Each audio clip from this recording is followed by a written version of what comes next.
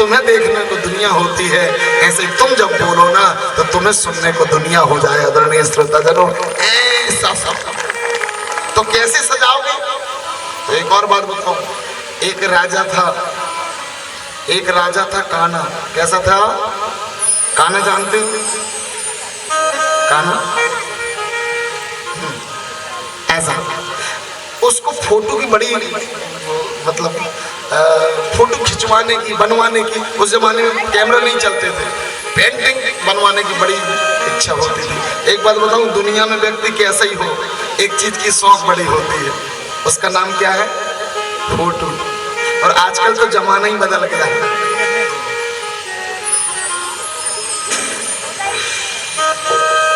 Selfie का जमाना है। मैंने भेड़ा घाट में देखा, एक सास और बहू दोनों भेड़ा घाट में गई और दोनों पानी में, सच्ची घटना है, दोनों को सेल्फी ले गई नहा के। बेटा भी विदुर हो गया और पिता भी एक साथ। किसकी वजह से? लेकिन फोटो तो खिंचवाना चाहिए। तो वो जो था वो कैसा था? कान्हा। कैसा था? कान्हा। आदरणीय श्रोताजनों, अब वो कान्हा तो था, तो उसने 3 पेंटर बुलवाया, बोले सुनो मेरी ऐसी पेंटिंग बनाओ कि अच्छी भी हो और सच्ची भी हो। एक पेंटर ने ऐसी पेंटिंग बनाई, उस कान्हा था, उसने 2 ही आंखों बना दी और दोनों आंखें बना दी और अच्छे कपड़े पहना दिए। देखो राजा कैसी है पेंटिंग। राजा आया, पेंटिंग देखा, बोले अच्छी तो बहुत है लेकिन सच्ची नहीं है। बोले क्यों? मैं कान्हा हूं और तुमने दोनों आंख वाली बना दी है। रिजेक्ट। पेंटर कहता गजब का है यार। दूसरे ने कहा मैं बनाऊंगा पेंटिंग, जैसा कान्हा था वैसा ही कान्हा बना दिया और अच्छे कपड़े पहना दिया। राजा आया, बोले देखो। राजा ने कहा सच्ची तो है लेकिन मैं कान्हा हूं और तुमने कान्हा ही बना दी। दोनों पेंटर के गजब का आदमी है यार।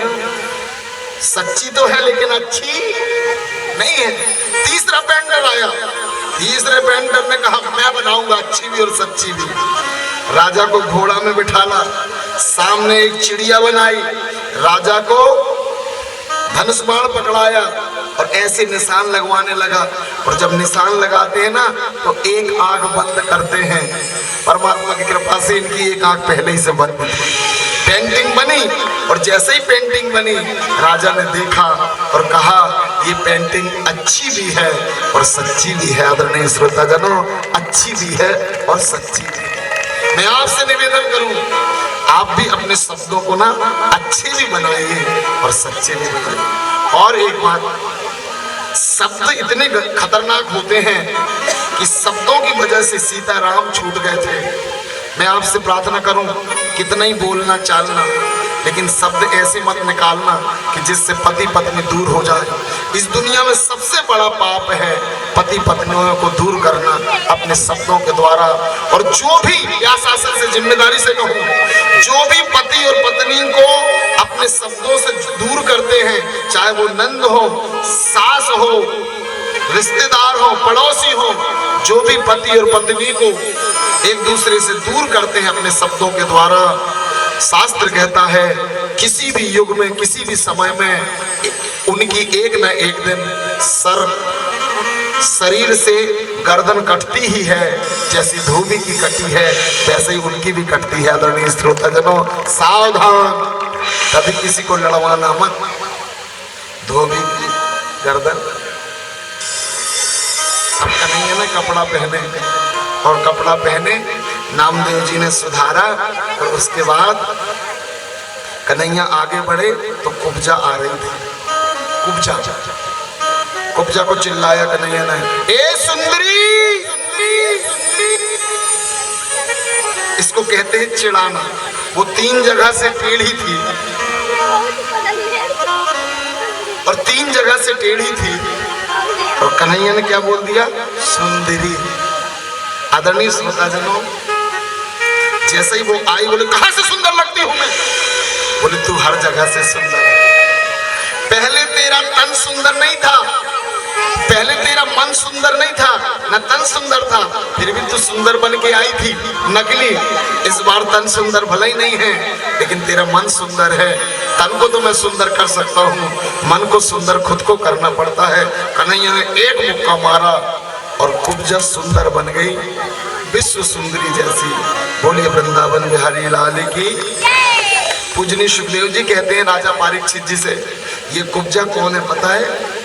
कुब्जा है पिछले जन्म की शूर्पणखा। कौन है? शूर्पणखा। आपको पता है शूर्पणखा राम के पास आई थी और राम से कह रही थी, तुम सम पुरुष न मूसम नारी, तुम्हारे जैसा स्मार्ट पुरुष नहीं है, मेरे जैसी ब्यूटीफुल नारी नहीं है। तो श्री लक्ष्मण जी को बात अच्छी नहीं लगी और नाक और कान काट दिए। और जैसे ही काटे ना, उसी दिन से, जिस दिन से नाक और कान काटे थे, उस दिन से दो चीज का निर्माण हुआ था। एक बुरखा का और दूसरा जिनके नाक और कान कट जाते हैं ना, कैसे लगते होंगे? ऐसे बैठी से एक बार सोच के देखो, इतनी सी नाक कट गई और ये दोनों कान कट गए, चेहरा दिखाओगे? नहीं दिखाएंगे ना। कभी अगर मन में सोच बस लो कि ये काम बिगड़ गया तो नाक कट गई, तो कैसी शर्मिंदगी होती है। और जिसकी सच में कट जाए, तो आपने शहरों में देखा होगा, छिंदवाड़ा जाते होंगे, जबलपुर जाते होंगे, इंदौर, भोपाल। कई बार मैं देखता हूँ, कई जो बच्चियां हैं ना, कई जो दीदियां हैं ना, स्कूटी में आती जाती हैं, आपने ध्यान दिया होगा,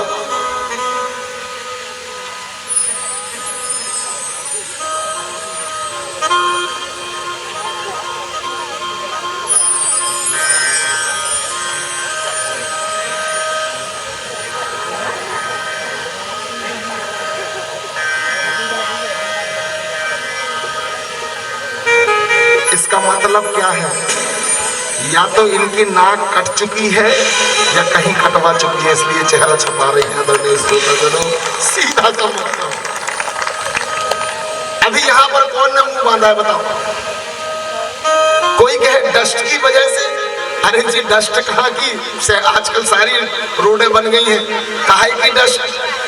ध्यान रखना, ये जो आधे मुंह बनते हैं ना, इसकी वजह ये है कहीं मार्केट में भैया ना देख ले, चाचा ना देख ले, मामा नाना ना देख ले। और जो अच्छे आचरण में चलते हैं ना, वो कभी चेहरा नहीं छिपाते, वो तो जगत को चेहरा दिखाते हैं। श्रोताजनों, ये हिजाब और बुर्का का नया वर्जन है।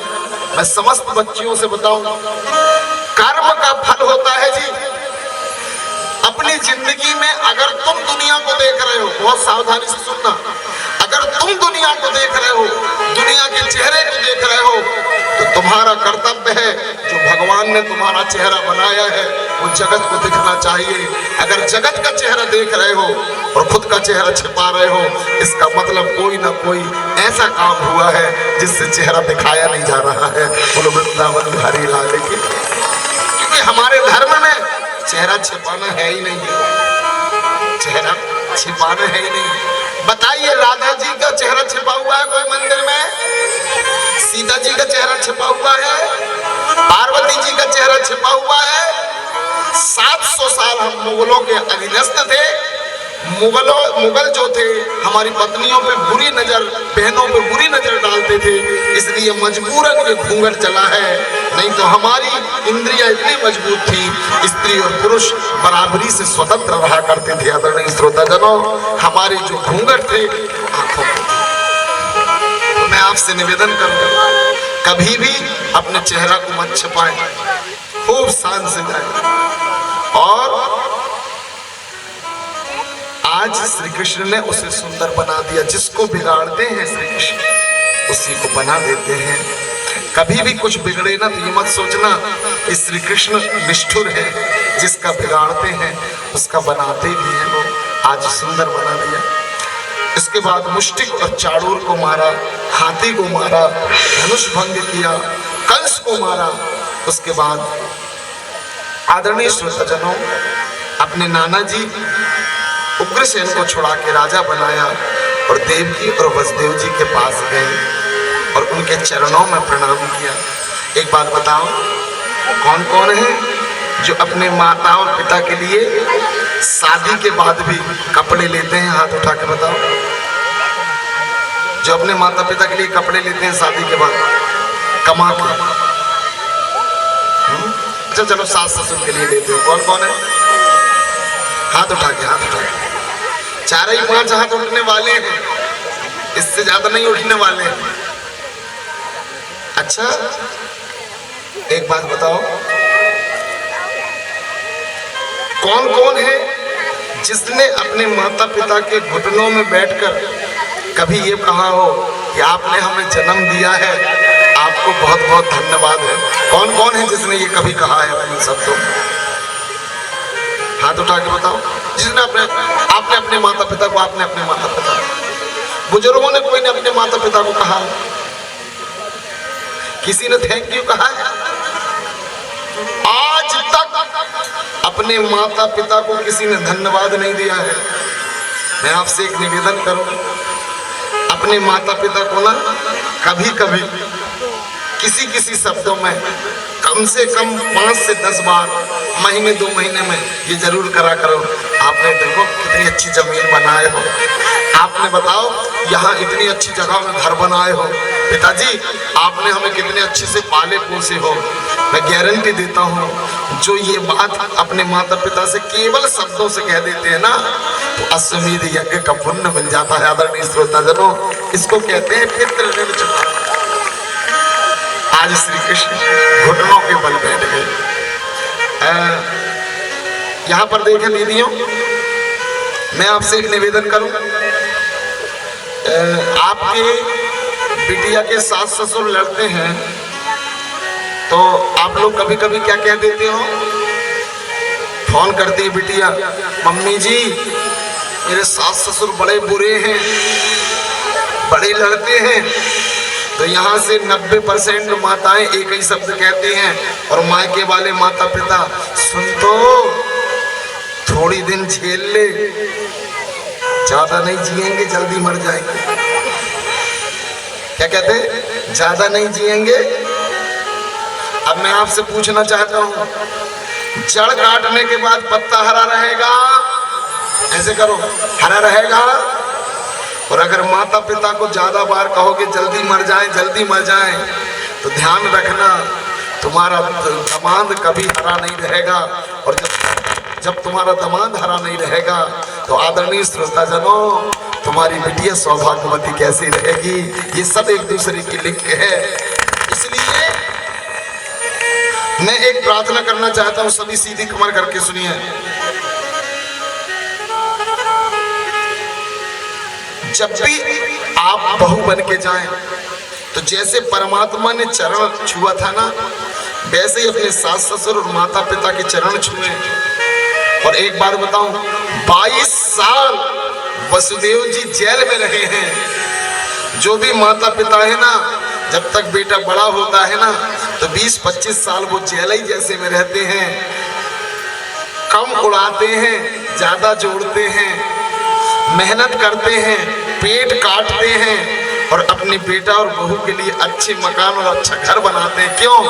कि जो मुसीबत हमने झेल लिया वो हमारे बच्चों को झेलना ना पड़े। आदरणीय श्रोताजनों, ऐसे माता पिता के लिए जोरदार ताली बजाइए।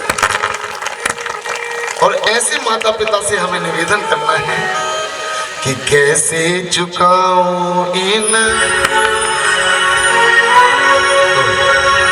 सभी हाथ जोड़कर अपने अपने माता पिता से निवेदन करो।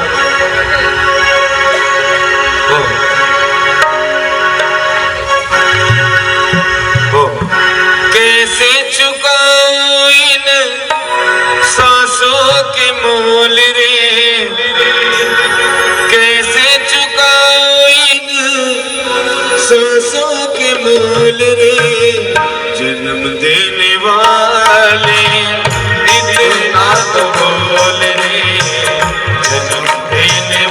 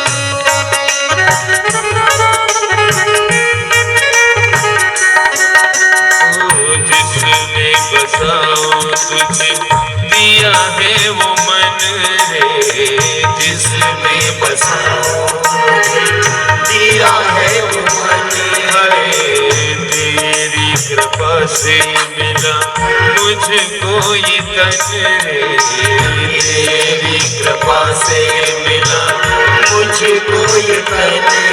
ओ तन की तो खोली आंखें, मन की भी खोल रे, तन की तो खोली आंखें, मन की भी खोल रे। जन्म देने वाले इतना तो बोल रे, जन्म देने वाले इतना तो बोल रे। कैसे चुकाऊं इन सांसों के मोल रे, कैसे चुकाऊं इन सांसों के मोल रे। जन्म देने वाले इतना तो बोल रे, जन्म देने वाले इतना तो बोल रे। आदरणीय श्रोताजनों, मीठी मीठी तालियां बजाएं सभी। इस दुनिया में तुम्हारे धन को उड़ाकर खाने वाले बहुत मिलेंगे, तुम्हारे पास अच्छा रहेगा तो व्यवहार निभाने वाले बहुत मिलेंगे। लेकिन विश्व में, इस संसार में जब से संसार बना है, कोई ने धन जोड़ के किसी को नहीं दिया है। केवल एक ही हस्ती है जो अपनी जिंदगी का सारा धन जोड़ के अपने बच्चों को देती है। आदरणीय श्रोताजनों, अपने बच्चों को देती है। और आश्चर्य देखो, जन्म भी देते हैं, धन भी देते हैं, और एक इच्छा करते हैं बेटा और बहू केवल 2 वक्त रोटी दे दें। और जब वो भी नहीं मिलती तो सोचो दिल में कितना दर्द होता होगा। अगर बुढ़ापा में उनको 2 वक्त की रोटी ना मिले, एक बात बताओ, एक बार अपने बुजुर्गों के लिए जोरदार ताली बजाओ। अगर पूरी संपत्ति बेच दें तो आज की महंगाई में 1 करोड़ की एक आदमी की संपत्ति बिकेगी। 1000 रुपए दिन का भी अगर भोजन करें तो 3,65,000, 4 लाख, 10 साल जिएंगे तो 40 लाख में उनकी अच्छी सेवा हो जाएगी। लेकिन वो फिर भी ऐसा नहीं करते, अपने बच्चों को सौंप के अपना जीवन जी के चले जाते हैं, कभी कोई संपत्ति मिटाते नहीं हैं। क्यों? क्योंकि उनको पता है मेरे बच्चों के काम पड़ेगा। लेकिन एक बात बताऊं, जिनके माता पिता नहीं है, मैं कल रात में यहाँ आगे सूर्यवंशी जी के साथ, शायद वो बैठे हैं, मैं उनके साथ गया था। लगभग 11 बजे मैं उनके साथ घर में गया। मैंने एक चीज महसूस किया, व्यास आसन से बता रहा हूँ, जाते से लेकर आते तक हमें 5 मिनट आने में, 10 मिनट आने में, 10 मिनट जाने में लगा होगा। आदरणीय सूर्यवंशी जी ने उतनी देर में 150 से 200 बार कहा होगा, गुरुजी मेरे माता पिता नहीं है, मेरे माता पिता नहीं है। हर बात में मेरे माता पिता नहीं है। तब मुझे महसूस हुआ, जिसके पास नहीं होते ना, दर्द उससे पूछना। आदरणीय श्रोताजनों, धन तो बहुत है, लेकिन जब माता पिता नहीं होते ना तो ऐसा लगता है छत नहीं है। ऐसा लगता है हम घर जा रहे, कोई पूछ लेता कहाँ से आ रहे हो, कहाँ गए हो, क्या कर रहे हो। केवल माता पिता हैं जिनको हमारी चिंता होती है, और उनके जाने के बाद जगत को किसी को चिंता नहीं होती। आदरणीय श्रोताजनों, जो निर्मल प्रेम माता पिता से मिलता है वो कहीं से नहीं मिलता। आज परमात्मा देवकी और वसुदेव जी के चरणों में माथा रख दिए, विधाता रो पड़ा, बताओ मैं तुम्हारे लिए क्या कर सकता हूँ। दोनों हाथों की सेवा।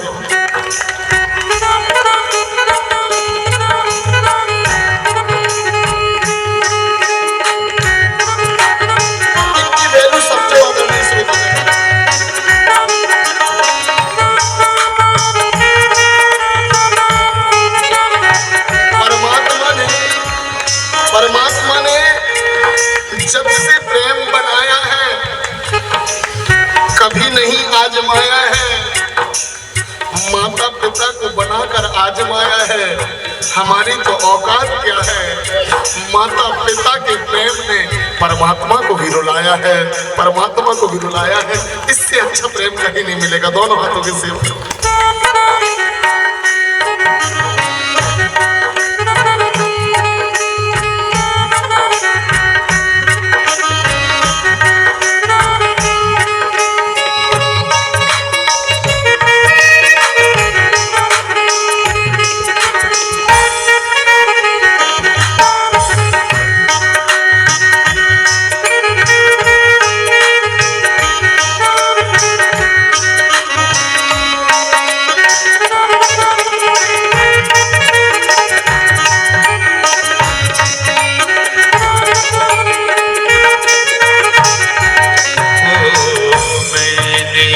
किया ना कोई दान धर्म रे, मैंने किया ना कोई दान धर्म। छल से भरे हैं मेरे सारे कर्म रे, छल से भरे हैं मेरे सारे कर्म। किसी से न बोले मैंने दो मीठे बोल रे, किसी से न बोले मैंने दो मीठे बोल रे। जन्म देने वाले इतना तो बोल रे, जन्म देने वाले इतना तो बोल रे। कैसे चुकाऊं इन सांसों के मोल रे, कैसे चुकाऊं इन सांसों के मोल रे। जन्म देने वाले इतना तो बोल रे, जन्म देने वाले इतना तो बोल रे, जन्म देने वाले इतना तो बोल रे। आदरणीय श्रोताजनों, श्री कृष्ण सांदीपन गुरु जी के यहाँ पढ़ने गए। जितनी भी एजुकेट बच्चियां हैं जो एमए तक पढ़ रही हैं, बीए कर रही हैं, नर्सिंग कोर्स कर रही हैं, उन समस्त बेटियों के लिए जोरदार ताली बजाइए। ये बहुत बड़ी, आपको पता है 10वीं और 12वीं में बड़ा गौरव है, मध्य प्रदेश की बेटियों ने बहुत परसेंट बनाए हैं। एक बार उन सब बेटियों के लिए जोरदार ताली बजाओ। और कंजूसी नहीं, बेटियां बहुत बड़ी। लेकिन एक दो वचन मैं आपसे चाहता हूँ। भगवान कृष्ण कौन है? सभी कहेंगे जगत गुरु। भगवान कृष्ण कौन है? फिर भी वो सांदीपन गुरु जी के पास कहाँ गए? पढ़ने के लिए गए। और पढ़ने के लिए गए और उनसे सीखा। और सीखने के बाद गुरुजी से कहा, गुरुजी मैं आपको क्या दक्षिणा दे सकता हूँ? तो उनका एक पुत्र कभी सागर में डूब गया था। गुरुजी ने कहा, मुझे एक पुत्र जो मेरा सागर में डूब गया है उसको लाके दे दो। श्री कृष्ण सागर के पास गए और बेटे को लाकर, जो 20 साल पहले वो डूब गया था, उसको लाकर अपने गुरुजी को दे दिया। आदरणीय श्रोताजनों, कृष्ण ने अपना काम पूरा किया। और एक बात बताऊं, जो बिटिया ससुराल जाती है ना, मेरा उससे निवेदन है, तुम पढ़ी लिखी हो, तुम्हारी सास हो सकता है 8वीं वाली हो, 10वीं वाली हो, 5वीं वाली हो, या फिर अंगूठा छाप हो, लेकिन जब कृष्ण सांदीपन गुरु जी के से शिक्षा ले सकते हैं तो समस्त कन्याएं जो ग्रस्त जीवन में जाने वाली हैं, अपने ससुराल की परंपराओं की शिक्षा लेने में तुम्हारा मान नहीं घटेगा। जैसा कृष्ण का मान बढ़ा है वैसे ही तुम्हारा भी मान बढ़ेगा। आदरणीय श्रोताजनों, तुम्हारा भी मान बढ़ेगा। लेकिन मैं ऐसे नहीं बोल रहा हूँ कि कृष्ण और कन्या एक ही हैं। जैसे कृष्ण ने समुद्र से ढूंढ के सांदीपन के पुत्र को ला दिया था ना, वैसे ही जो तुम्हारी बहू है ना, तुम्हारे पूर्वज मर चुके हैं और समुद्र में बह के जा चुकी उनकी अस्थियां। इस दुनिया में जो काम कृष्ण कर सकते हैं और तुम्हारी बहू कर सकती, वो कोई नहीं कर सकते। श्री कृष्ण भी सांदीपन के पास संतान को ढूंढ के ला देते हैं और तुम्हारी बहू भी तुम्हारा कुल जो खो चुका है ना, उसे ढूंढ